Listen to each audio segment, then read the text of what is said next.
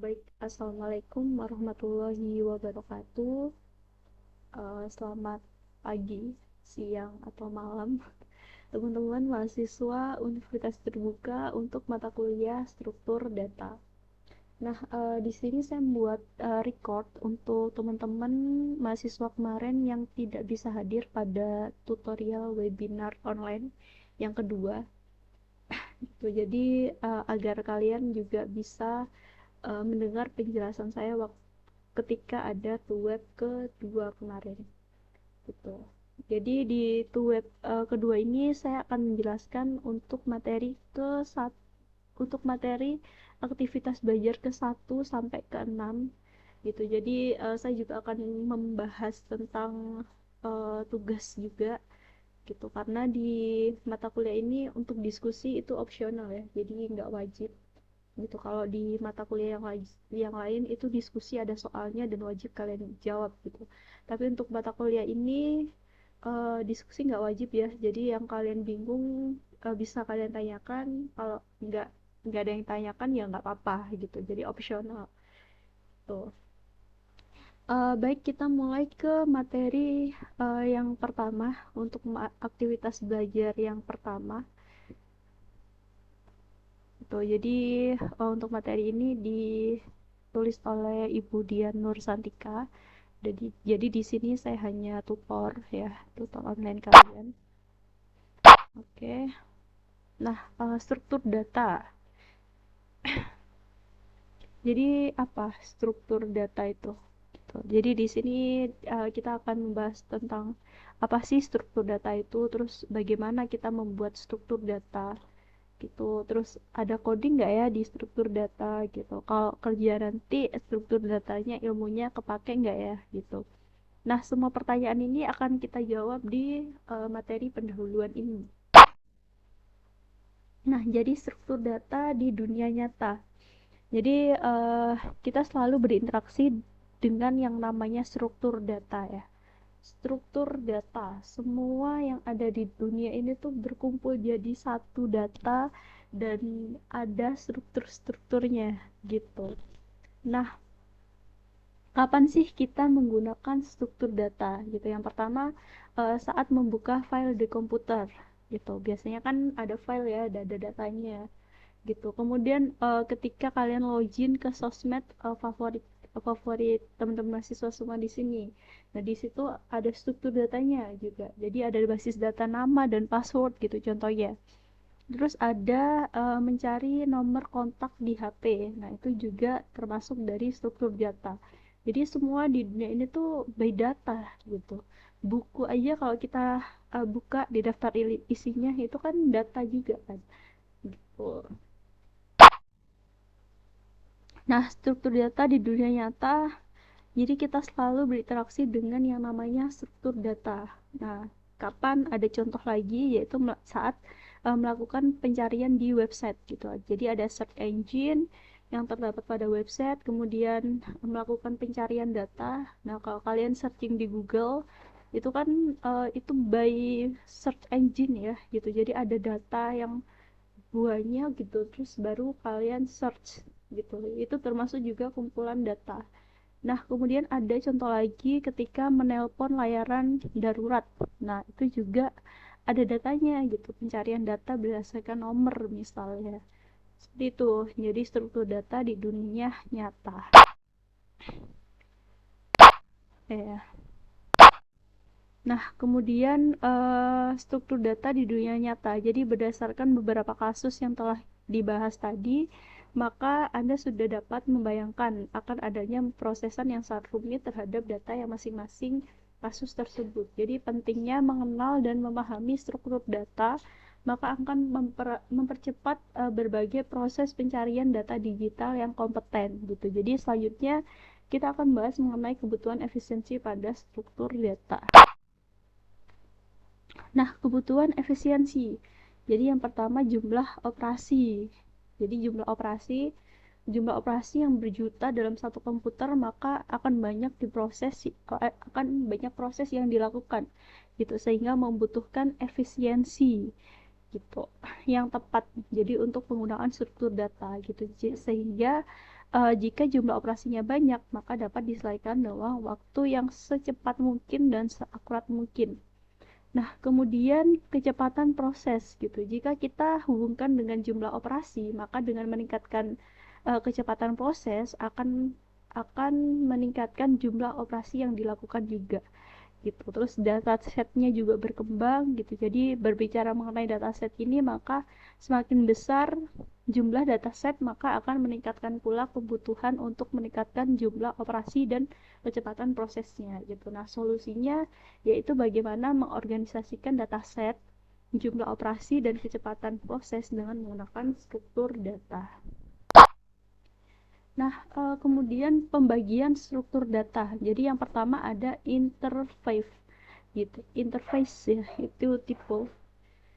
Jadi ada interface yaitu lebih dikenal dengan istilah abstract data type atau tipe data abstrak gitu. Jika data abstrak ini didefinisikan sekumpulan operasi yang didukung oleh struktur data baik secara semantik maupun maksud dari operasi-operasi tersebut. Nah, setelah interface-nya ada, kemudian baru implementasinya. Jadi implementasi yaitu implementasi algoritma dengan menggunakan interface tadi gitu. Jadi misalkan terdapat algoritma sorting, jadi implementasinya menggunakan bahasa pemrograman Java yang di dalamnya terdapat interface struktur data gitu. Nah, selanjutnya ada interface QQ gitu. Jadi ini adalah ilustrasi interface berupa QQ dengan menerapkan istilah first in first out FIFO, di mana ada penambahan elemen dengan interface add di sini, add x, dan menghapus elemen dengan interface remove gitu. Jadi first in first out gitu. Siapa yang datang, siapa yang pertama datang, siapa yang pertama keluar juga. Nah, lebih kalau algoritma first in first out ini dia lebih berurutan ya gitu, seperti antrian gitu, yang datang duluan ya dia yang keluar duluan gitu, kalau nggak ada yang nyerobot ya. Itu interface QQ.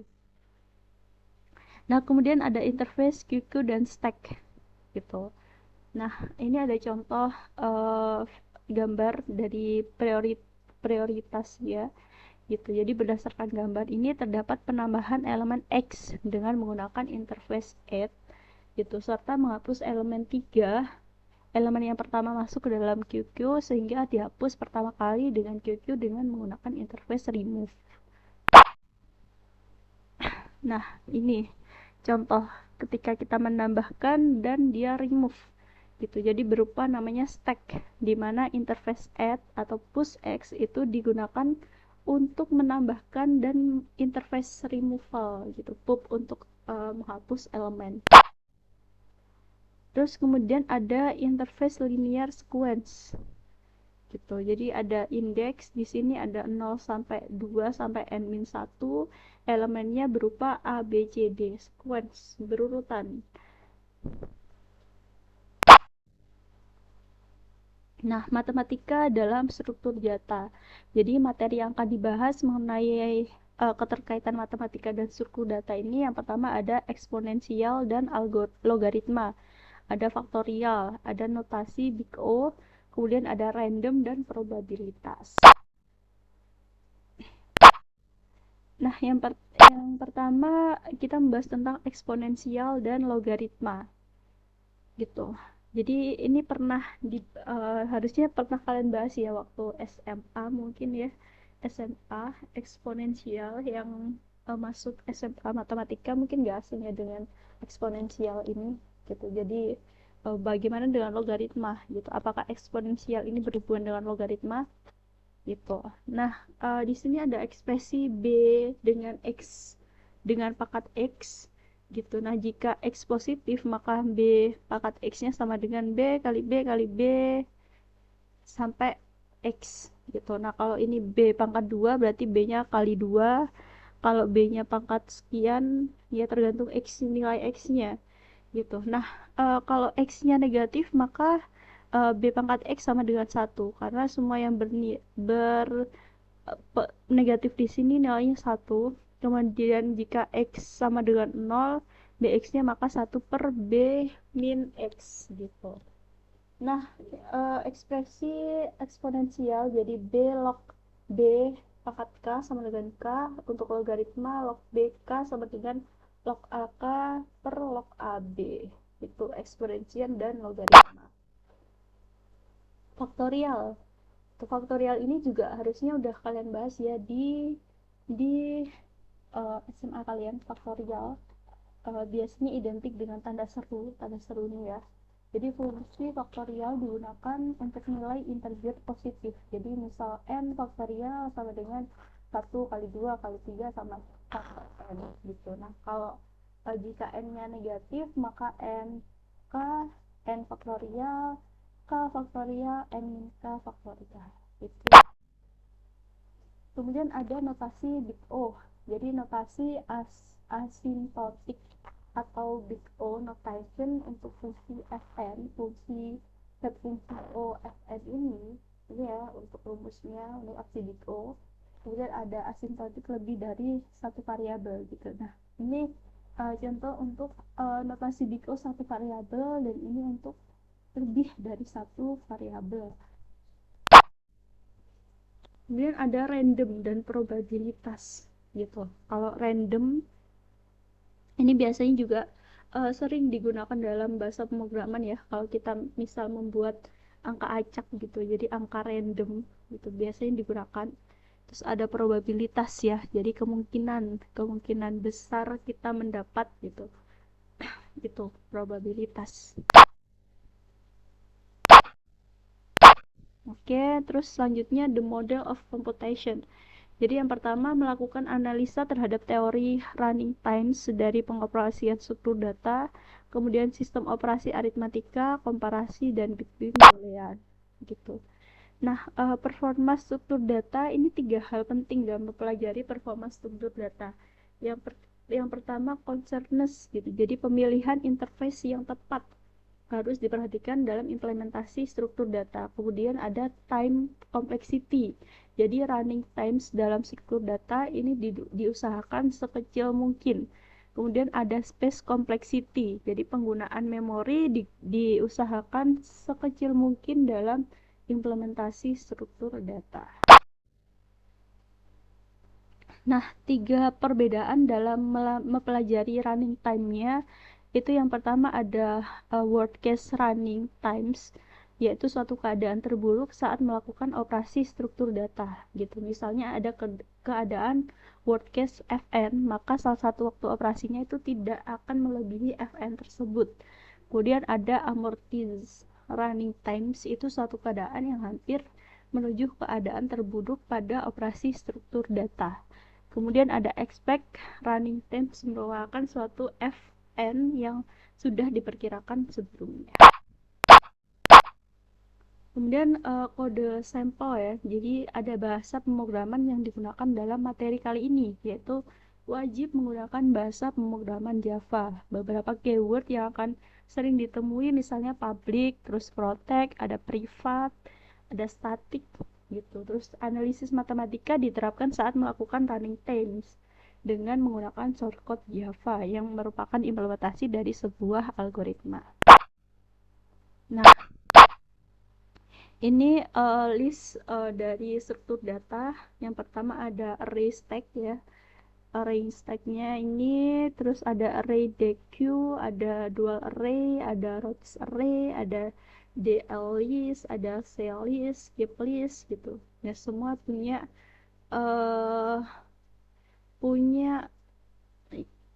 jarak penggunaannya gitu. Ya ini bisa dipelajari ya untuk list of struktur data. Jadi ada beberapa banyak struktur data. Nah, penutup ya itu. Ya itu ya, jadi sekilas pendahuluan tentang struktur data yang bisa kalian pelajari juga. Saya lanjut untuk materi ke aktivitas belajar kedua, minggu kedua gitu. Jadi kita akan belajar tentang tipe data. Nah, di sini ya, aktivitas belajar 2 ini kita akan bahas tipe data. Jadi ada array, Array-nya itu ada array details, array processing, terus ada array list, ada two dimension array. Kemudian kita juga akan bahas link array, ada singly, ada doubly, ada space efficient juga. Nah, name and things. Okay.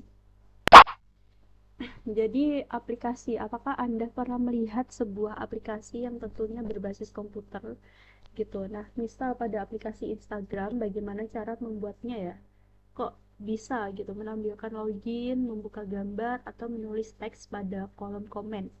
Nah, hal tersebut dapat terwujud dengan terlebih dahulu mengenai bahasa pemrograman. Jadi, materi yang akan dijelaskan ini akan menggunakan bahasa pemrograman Java gitu. Jadi, namanya bahasa bahasa Java ya. Gitu. Terus dalam bahasa Java ini istilahnya ada coding. Jadi, menuliskan sebuah teks sintaks sesuai dengan aturan pada Java. Nah, istilah yang perlu diketahui ya dalam bahasa Java. Jadi ada bahasa pemrograman.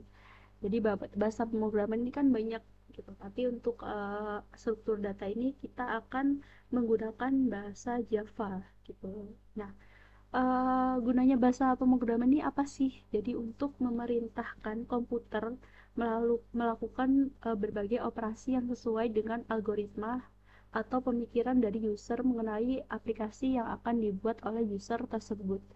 Terus kita juga akan sintaks gitu. Sintaks itu adalah teks dari bahasa pemrograman. Terus ada source code gitu. Nah, source code ini susunan dari beberapa sintaks gitu. Jadi teks yang telah tersusun memiliki isi dari sintaks yang ditulis oleh user. Nah, ada coding gitu. Coding ya gitu. Terus ada semantik. Jadi maksud dari pemrograman program sesuai dengan keinginan user. Terus ada programmer, jadi user yang membuat aplikasi atau program.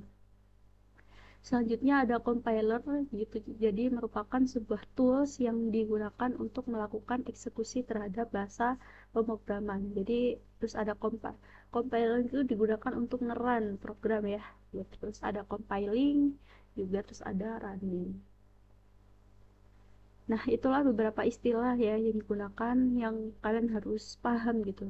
Jadi nanti nggak ada pertanyaan sintaks itu apa sih Bu gitu. Kan uh, kalian anak IT harus paham ya tentang bahasa pemrograman, sintaks, source code, coding, semantik, compiler, compiling, running gitu. Gitu. Jadi ya itu ya beberapa istilah yang harus kalian pahami. Kemudian ada variabel dan tipe. Variabel dan tipe. Jadi identifiernya adalah Java terdiri dari classes, variables, dan subroutines gitu. Jadi dalam Java penamaan digunakan untuk menunjukkan data tugas tersebut dilakukan oleh komputer untuk memastikan bahwa data tersimpan pada memori. Jadi programmer hanya perlu mengingat nama tersebut, tidak perlu mengingat nomor penyimpanan data ataupun berbagai hal yang terjadi dalam komputer. Nah, nama tersebut adalah variabel. Nah, tipe data primitif ini dalam Java terdiri dari byte, short, integer, long, float, double, char, dan boolean. Jadi string merupakan tipe data tapi bukan termasuk ke dalam tipe data primitif. Jadi string merupakan rangkaian dari karakter. Nah, contohnya dunia nyata, variabelnya bilangan, tipe datanya ganjil. Nah, kalau komputer variabelnya tuh sebuah bilangan, tipe datanya integer. Tuh bedanya.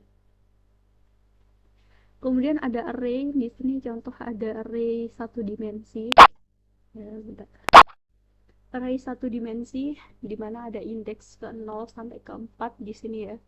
Jadi ada array satu dimensi misalnya memiliki 5 elemen. 5 elemen tadi indeks ke 0 sampai 4.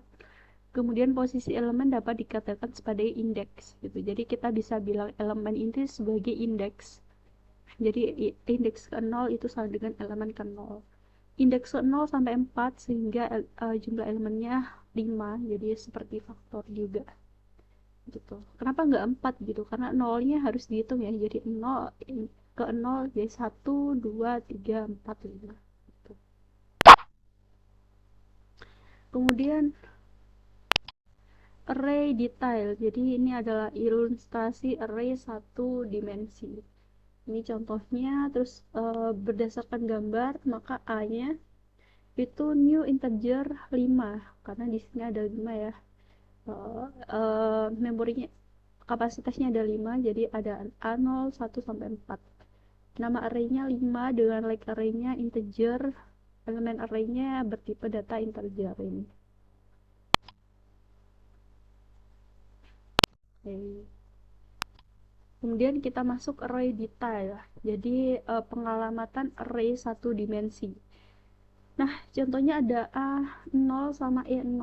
Ini A0 E0 ini alamat array dan elemen array. Gitu. Jadi elemen array ini bersebelahan dengan indeks array. Jadi penomoran alamat array tergantung pada komputer. Jadi setiap komputer dapat memiliki alamat yang berbeda untuk nama variabel array yang sama.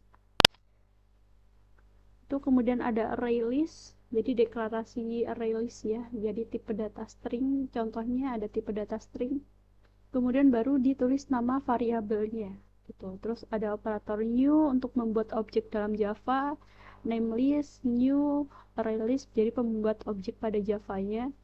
Terus array list ada kelasnya, player ini berupa nama kelas dan playernya bernama objek. Itu. Terus ada two dimension.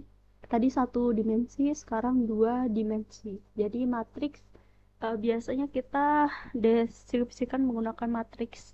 Jadi matriks adanya baris dan kolom. Jadi ada 3 item. Setiap item terdiri dari 4 elemen.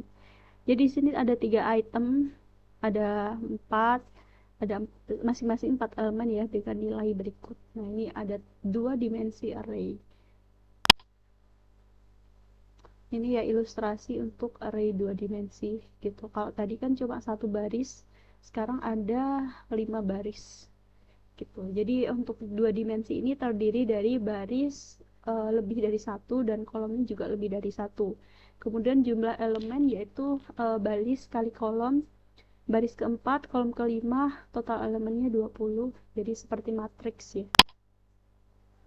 Ini pengamatan array 2 dimensi. Tuh, jadi alamat array bersebelahan dengan elemen array. Kemudian array 2 dimensi seperti alamat array terdiri dari baris dan kolom. Barisnya, kolomnya, pengalamatannya seperti ini. Nah, ini contoh deklarasi dengan array 2 dimensi dalam coding.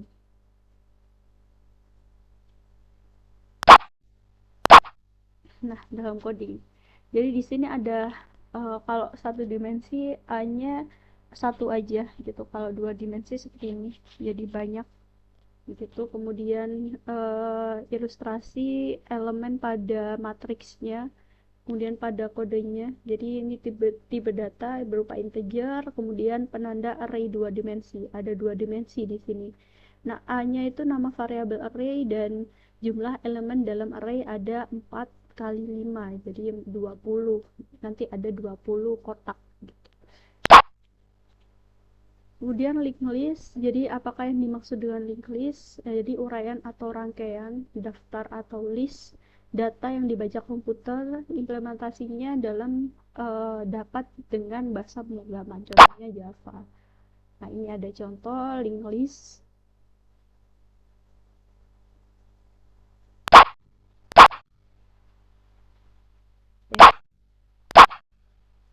Jadi ada contoh linked list. Di sini ada node ya, nama elemen, kemudian pointer penunjuk arah. Jadi ini arahnya kemana? Dia maju atau mundur gitu. Terus rangkaian single linked list, di sini ada kepalanya dan ada ekornya. Jadi ibaratkan ular ya, ada kepala, ekor, terus ibaratnya ini kereta gitu. Jadi ada gerbong-gerbong yang dibawa gitu. Nah, ini single linked list. Jadi tadi ya ada head, ada tailnya, kemudian ditambahkan, di remove, di pop, di push gitu. Jadi kalau menambahkan, menghapus. Kalau di pop itu perintah pop ini menghapus node head dengan elemen apapun. Jadi headnya akan dihapus kalau dengan perintah push ini akan memasukkan node dengan elemen tertentu di node headnya. Kalau double linked list tadi kan single ya, kalau double bagaimana gitu. Nah kalau single tadi arahnya satu aja, nah kalau double dia bisa ke dua arah nodenya gitu. Jadi ada pointer preference, ada pointer nextnya, kemudian nama elemennya. Nah rangkaiannya seperti ini ya, bisa maju, dia bisa mundur ya, seperti ini ya contohnya. Nah penambahan node rangkaian double list seperti ini, kemudian kita gunakan space efficient linked list. Jadi ya seperti sama ya. Jadi kita menambahkan X di antara elemen A, B gitu. Ini contoh-contoh untuk space efficient linked list. Nah selanjutnya ada space efficient linked list juga, dilanjutkan ya tadi prosesnya gitu. Jadi ini ada step-stepnya, bisa kalian pelajari juga. Nah itu untuk pertemuan kedua struktur data. Kita masuk ke pertemuan ketiga.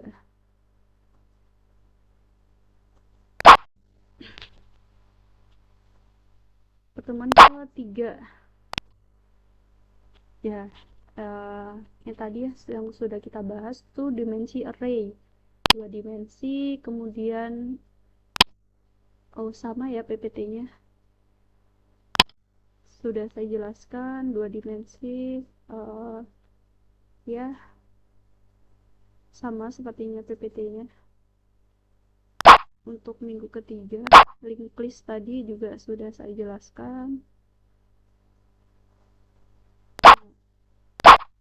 Singly, doubly juga ya sudah ya, sepertinya double PPT materi ya. Minggu ketiga double ternyata. Kita lihat minggu keempat. Minggu keempat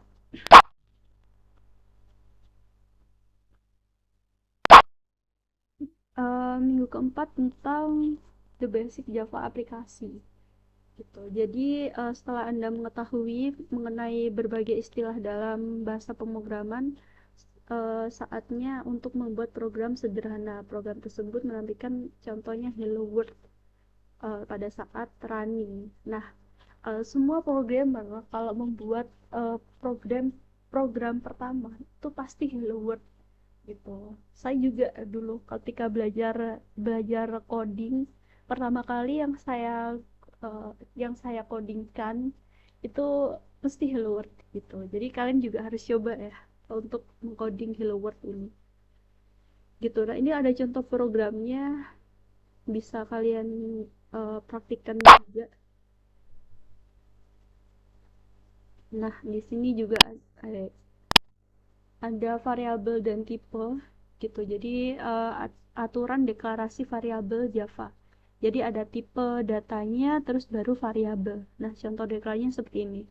Tipe datanya berupa string, terus nama variabelnya name, terus ada tipe datanya berupa double, variabel namanya xy, begitu juga boolean dan chart karakter chart.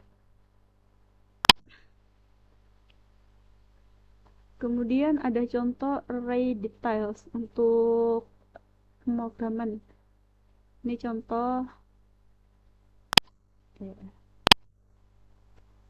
array details gitu. Jadi kalau kita membuat array ya, ada tipe datanya string, kemudian negara, nama variabel, dan ini adalah tanda variabel array. Nah untuk Australia, Ceko, Jepang, Indonesia, dan Kanada ini isi dari variabel elemen array.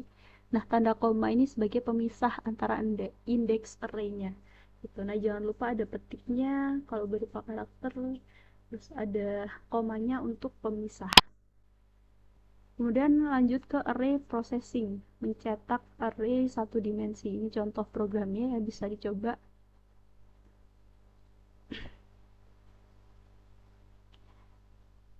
Nah ini digunakan untuk mengisi nilai ke array menggunakan cetak A sesuai indeks gitu, terus kemudian print print ln ya, mencetak nilai array ke satu yaitu ceko misalnya, ke satu kan ceko kan, kemudian dia melakukan perulangan dari indeks ke 0 sampai ke 4 di 0 dia diulang sampai 5 kali, kemudian baru menampilkan gitu. Dicoba ya kalau ingin lebih paham. Kemudian input array satu dimensi dari keyboard contohnya.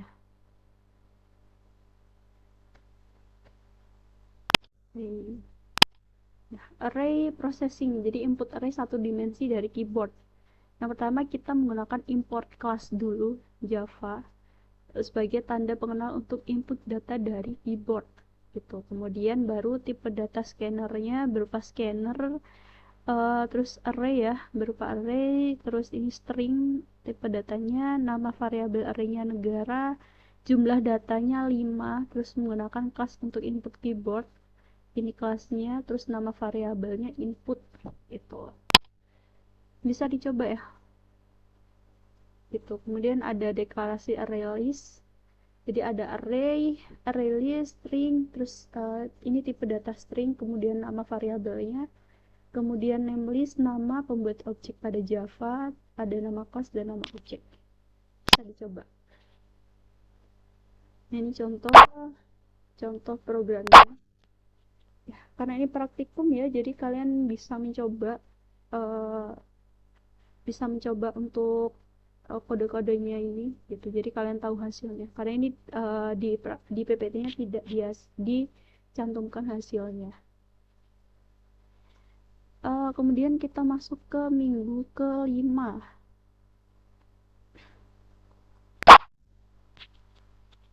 Tatap praktikum tipe data untuk minggu ke-5 ini ada, tadi kan satu dimensi, sekarang kita 2 dimensi gitu. Jadi caranya sama ya, string tipe datanya, terus nama variabel array-nya negara, tanda untuk 2 array. Tadi kan kalau satu dimensi dia apa ya namanya, kurung kotak ya, satu, kalau 2 dimensi 2 gitu. Jadi untuk pemisahnya kita kasih kurung kurawal di sini gitu. Jadi pemisahnya antara Australia sampai Kanada ini satu dimensinya, 2 dimensinya Canberra sama Ottawa ini gitu, untuk 2 dimensi. Kemudian ini ada contoh mencetak hampir sama ya, menggunakan loopingnya juga. Bisa dicoba nanti jika pengen tahu hasilnya. Kemudian ini untuk array 2 dimensi pada keyboard juga ya, intinya sama ya, tapi ini cuma bedanya 2 dimensi gitu. Ini contoh programnya, bisa dicoba aja ya, dan ini juga sudah jelas untuk penjelasan codingnya juga, ada di mana dia melooping, terus ada perulangannya, terus indeks keberapa yang diulang gitu. Nah, untuk latihannya bisa dicoba, ini saya sarankan untuk coba ya, karena kalau kalian ingin bisa coding itu kuncinya coba gitu. Tuh, jadi udah jelas ya untuk 2 dimensi dan 3 dimensi, 1 dimensi dan 2 dimensi.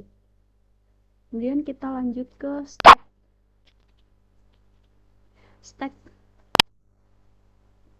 Jadi stack adalah kumpulan dari beberapa kumpulan objek gitu, yang dapat dilakukan penyisipan maupun penghapusan dengan menggunakan konsep last in first out gitu. Nah, array stack ini gambaran umum penerapan array. Jadi first in first out, apa bukan FIFO ya tadi, apa, sebentar saya ulang, LIFO, last in first out, dia yang keluar terlebih dahulu, dia yang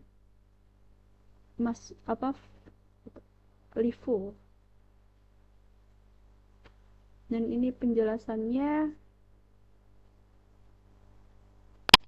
ya, bentar. Oke, array stack gitu. Jadi di sini ada data BRED ya, BRED, kemudian ada perintah menambahkan elemen kedua yaitu gitu. Kita tambahkan E-nya di sini.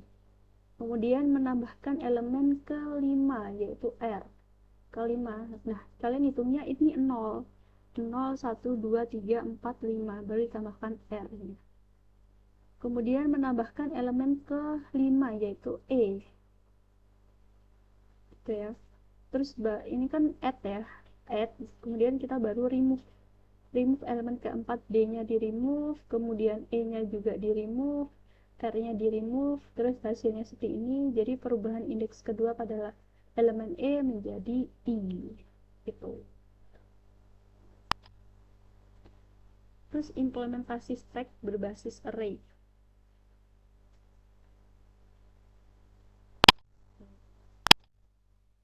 Jadi di sini ada data A sampai key, jadi 0 sampai n-1 sekian gitu. Input data stack ke array ini ya. Terus batas panjang datanya 0 sampai T, 0 sampai T ini. Panjang array-nya 0 sampai n-1. Jadi ada panjang data dan panjang array yang perlu diperhatikan juga. Terus operasi dalam stack. Jadi operasi-operasi yang dapat diimplementasikan pada stack yaitu yang pertama ada push jadi menambahkan elemen pada stack paling atas.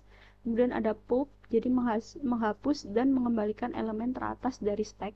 Jadi bernilai 0 jika elemen tersebut tidak memiliki elemen. Nah, selain kedua perintah tersebut, stack mendukung metode asesor seperti top, ada size, dan isFt. Betul. Jadi top ini digunakan untuk mengembalikan elemen ke posisi teratas. Kemudian kalau size itu mengembalikan urutan elemen ke dalam stack. Kalau isFt dia mengembalikan nilai boolean jika stacknya dalam keadaan kosong. Itu untuk penerapan dalam stack.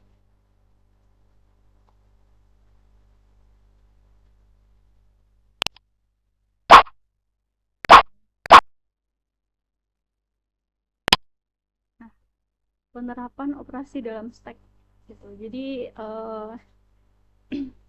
ini ada operasi push, ada data sebuah 10, kemudian kita push 6 juga ditambahkan, kemudian size 2, jadi 10-nya dihapus, di pop, 10-nya hilang gitu, jadi kosong.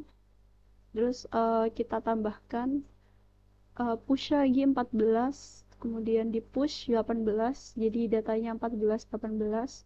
Kemudian topnya diubah jadi 18, 8 ya ini harusnya, push 8 tuh. Terus ya ini operasi-operasi yang bisa kalian terapkan dalam stack gitu. Jadi ada push, size, pop gitu. Terus perintah dalam Java tadi ya, ada size, isFt, push, pop, top gitu. Jadi untuk size digunakan untuk jumlah elemen dalam stack. Terus stack tidak ada, isFt itu stack tidak ada isinya, kosong. Ada keadaan isFt ya di sini contohnya tadi ya. Tuh isFt kosong, ada kosong di sini. Gitu. Terus ada push itu memasukkan elemen, kalau pop itu menghapus elemen teratas. Kalau top adalah memasukkan elemen teratas. Nah, ini contoh program untuk fast track stack. Jadi copy seluruh array stacknya. Bisa coba ya. Nah, itu. Ya, itu tadi penjelasan uh, penjelasan minggu ke-10. Itu ya penjelasan minggu ke-10, minggu ke-1 sampai ke-6 gitu. Terus saya sedikit membahas tentang tugas kalian juga gitu. Nah, sekali lagi saya welcome banget ya ketika kalian ingin mengumpulkan tugas gitu. Kalau di e-learning kalian nggak bisa, kalian bisa kirim di by email saya, tapi tetap ada konfirmasi ya. Konfirmasi, Bu, saya sudah mengumpulkan tugas 1 di email Ibu gitu. karena saya masih bisa menilai kalian gitu. Di sistem e-learning saya masih bisa gitu. Jadi tapi kalian tidak bisa mengumpulkan ya karena sudah dalam batas waktu gitu. Untuk tugas satu ini ya yang saya udah jelaskan tadi, tipe data, ada tipe data string, kemudian array satu dimensi, array dua dimensi, kemudian linked list juga yang saya tadi udah jelaskan. Terus jangan lupa ada videonya juga, unggah di YouTube atau Google Drive, kemudian buat satu PDF ya, uh, isinya kode dan rekaman video, kemudian baru di-upload di e-learning. Nah, untuk kalian kadang mungkin ada yang bertanya, kok nilai saya kurang ya Bu gitu. Kadang kalian nggak ada PDF-nya gitu, cuma video doang mungkin. Kemudian ada PDF-nya tapi nggak ada videonya gitu. Itu juga bisa jadi penilaian nilai kalian berkurang. Ya mungkin itu dulu ya penjelasan tugas kedua kita gitu. Jadi saya tadi membahas tentang materi ke 1 sampai 6 dan sedikit penjelasan untuk tugas kalian gitu. Jadi saya tekankan juga jangan sungkan-sungkan untuk bertanya. Kalian bisa uh, kita sudah difasilitasi oleh e-learning ya, bisa menggunakan chat diskusi.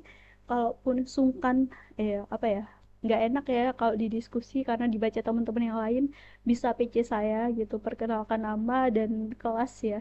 Karena saya mengajar 3 kelas di UT gitu. Kalau kalian nggak nyantukin kelas, saya bingung gitu. Kalian ada di kelas saya yang mana itu. Ya mungkin itu ya penjelasan sedikit dari saya. Terima kasih teman-teman yang sudah mendengarkan video ini. Uh, Oke, tetap lanjutkan belajar kalian ya. Jangan lupa dikerjakan tugasnya. Kita kembali ke tugas ketiga. Terima kasih. Saya tutup. Assalamualaikum warahmatullahi wabarakatuh.